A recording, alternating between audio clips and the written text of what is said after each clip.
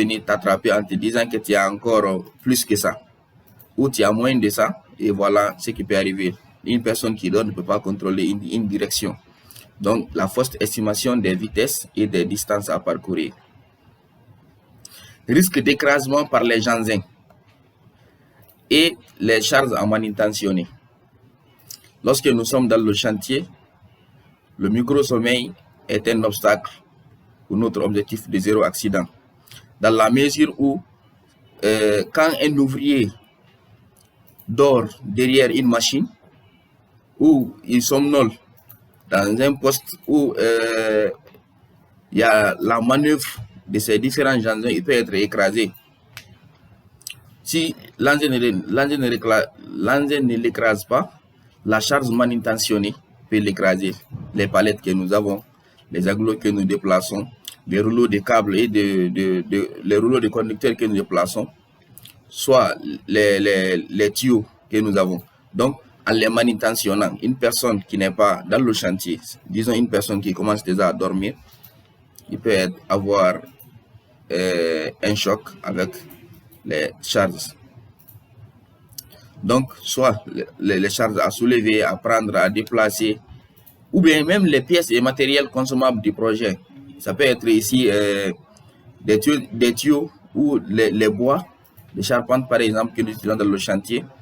Lorsque nous sommes en train de les manutentionner, ça peut revenir sur les différents ouvriers dans le chantier.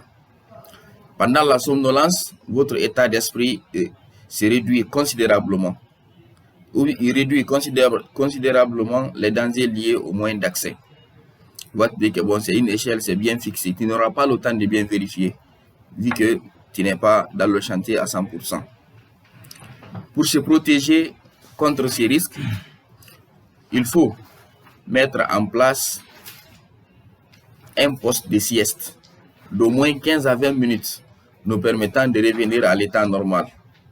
Mais, en disant que c'est le moyen le plus efficace, l'action sera très difficile à digérer par les chefs d'entreprise et les conducteurs des travaux qui tiennent à l'œil le planning à respecter afin de rendre le projet à temps réel. Donc, cherchez à faire vos différentes prières, cherchez à veiller en fonction de l'état du chantier dans lequel vous êtes et du poste que vous occupez. Être honnête et sincère dans la prise d'engagement de travailler en toute sécurité en tenant compte de notre objectif de zéro accident dans le projet au cours de la journée de travail.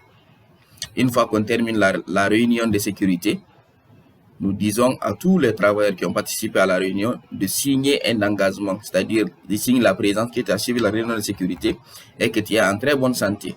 Tu n'as pas sommeil, tu n'as pas de soucis familiaux qui peuvent ici te faire réfléchir hors du chantier. Donc, soyez honnête dans la prise d'engagement, de travailler en toute sécurité.